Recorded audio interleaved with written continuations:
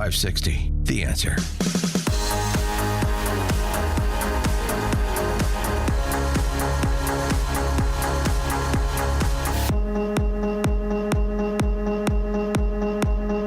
Top of the morning, Dan and Amy. We talked a bit about this yesterday with Rafael Mangual at the end of the show. Rafael Mangual from the Manhattan Institute. But let's get more perspective from a former practitioner on the matter of police stops with the push to essentially eliminate traffic stops in Chicago in full effect. The Community Commission for Public Safety and Accountability. And as I said yesterday, you can imagine the members of such a committee under this mayor. Officers should be banned from making stops for certain violations, such as missing only a front plate, a non-functioning headlight, or loud music. The term of art is pretextual stops. Okay. But our next guest, retired Riverside Police Chief Tom Weitzel, basically says there's no such thing as pretextual stops. What's pretextual about this discussion is using pretextual stops as a way to eliminate police making stops that result in serious criminals being taken into custody and improving public safety as a result. That was certainly Rafael Mangual's point, and he had a lot of data to support his position. But from a practical perspective, let's talk to Tom Weitzel. Tom, thanks for joining us. Appreciate it. Hey, good morning, Dan, Amy. Thanks for having me this morning. So the pretextual stop along the bugaboo of the defund the police folks. Yeah, for sure. There's been a push in Illinois and probably nationwide, but there's been a real push in Illinois for years to get rid of traffic stops altogether, and some might find that hard to believe, but it really took a springboard in the March 2024 police officer involved shooting of Dexter Reed.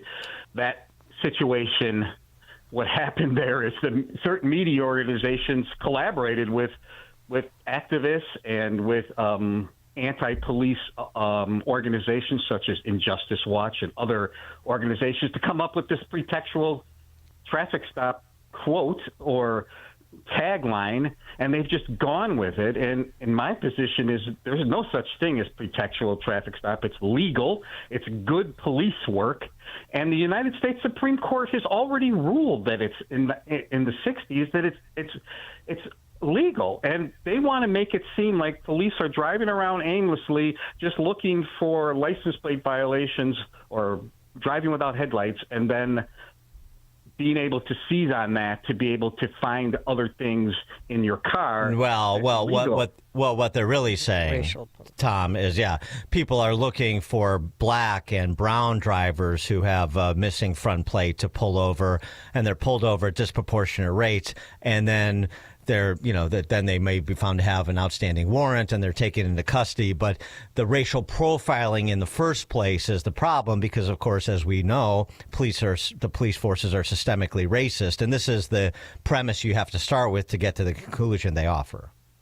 Yeah. And, in most cases, Dan, the police officers don't even know the race of the person they're stopping. That's true. I mean, most of these cars are heavily tinted windows. Yep. Do they always know the race? No, that's ridiculous. It's not. Given how many times I've been stopped, clearly they don't.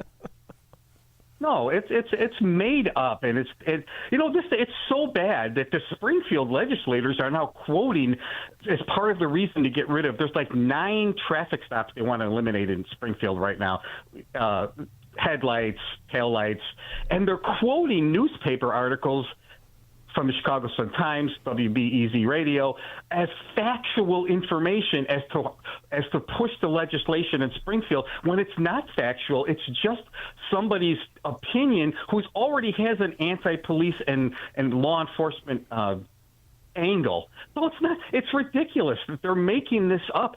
Pretextual traffic stops doesn't exist. I'm telling you, it's good police work. I mean, we pay officers to be suspicious, right? We pay them to know what's right, what's wrong, to what's out of place in the area they patrol. If we're not paying them to do that, like what do you want them to do? Just find a parking lot and sit there all day and wait for the next radio call like a firefighter out leaving the fire station? By the way, WBEZ... That's not their job. By the way, WBEZ and the Sun-Times are the same thing. state-run media. Yeah. I believe they still will okay traffic stops if you are driving in the left lane slowly. No, if you're firing out the window while driving, then I believe they still will allow police to pull over that individual. But for anything else, I mean the litany of what loud music, anything, rear whatever, plate violations, lights that's out, and so on and so forth. They think that this is all just opportunities for racist cops to treat brown and black people unfairly, and it should be described that the fact that is their position should be described exactly that way, because that is the position. Because otherwise, none of this makes any sense. No, that's correct. They believe that police officers wake up in the morning and they go to work with the idea that they're racist and they're going to go on patrol, and their duty that day is to stop minorities for potential traffic violations or criminal just because that individual is a minority. That they think that police officers, how they're trained. They wake up that way, and that's their mission for the day, which is ridiculous, and that's racist in itself. Of course it is. It's ridiculous, and it's offensive, but it's not being stopped. In Springfield, they're pushing that, and nobody's pushing back. Go figure. In your article on the ChicagoContrarian.com, you talked about being a proponent that traffic stops are what the community wants. Can you give us an example when you were in charge? Yeah, so I would get complaints weekly, or at least concerns, asking for extra traffic patrol in everything from our school districts to residential neighborhoods to special events. They always wanted more traffic enforcement, never less. And I was always a proponent that the police cars in those areas kind of reduce crime, because when people would see the officers doing traffic enforcement or the car parked there, or maybe they did have a traffic stop and they're issuing a ticket or a warning, their lights are on. Somebody driving by that's looking to do a burglary or make a theft, and those happen, they see the police. They see the police active. They see the police in the area, and they move on to another location. So I believe that that's a good community function. And it not only helps in safety, but it helps in traffic safety. And they don't give tickets every time. A lot of times in these suburban neighborhoods, they're issuing warnings, just slow down, there are kids out.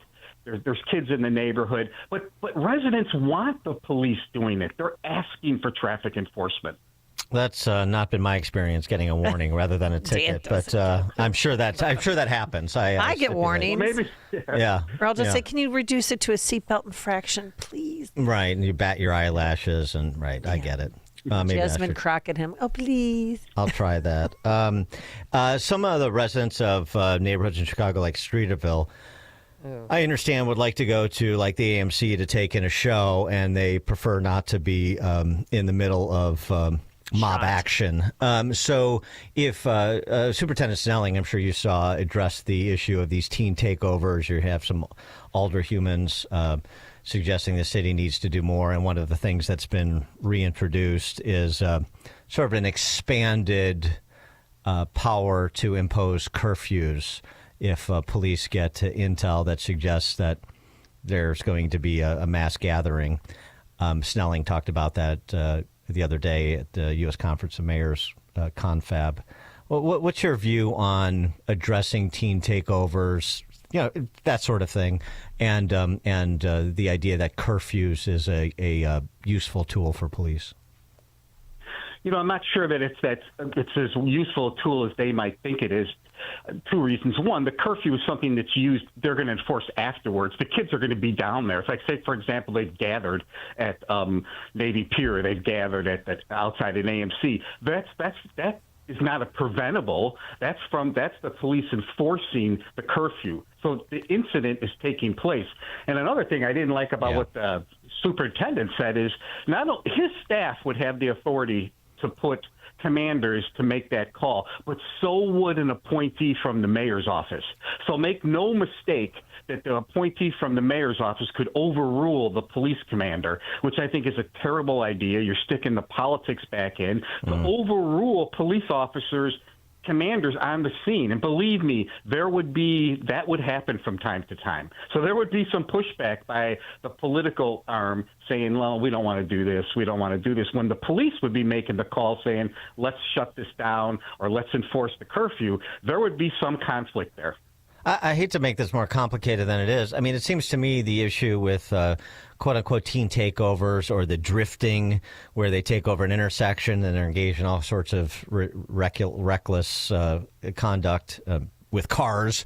The solution is arrests and prosecutions, and the word gets out that this is not consequence-free activity. Yeah.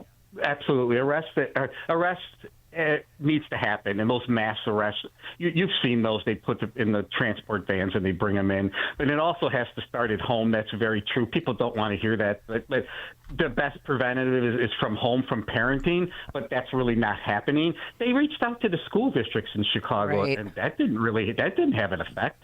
So they're at a point where what do? Then I guess what we should do is enforce the statutes that are on the books. And they should be making mass arrests. Yeah, but why are they so afraid to make mass arrests? That's because most of them are juveniles that are happening. Most of them are minorities in the city that are coming there. You will see a great deal number of officers that might have to physically take somebody into custody or chase them down, and they don't want that to play on the news media. That's why that is. They just don't want that optics or visual. Yeah. It's right. Politics, compromising Lawsuits. Public safety. It's the same old story. Tom Weitzel, retired chief of police, the village of Riverside. Tom, thank you as always. Appreciate it. Thank you. Have a great morning. You too. And he joined us on our turnkey.pro answer line. It's what Chicago is talking about. It's Chicago's Morning Answer with Dan and Amy on AM 560. The Answer. It's almost time once again for the annual AM 560 golf outing presented by Signature Bank. And this year, AM 560 is proud to partner with the Tunnel to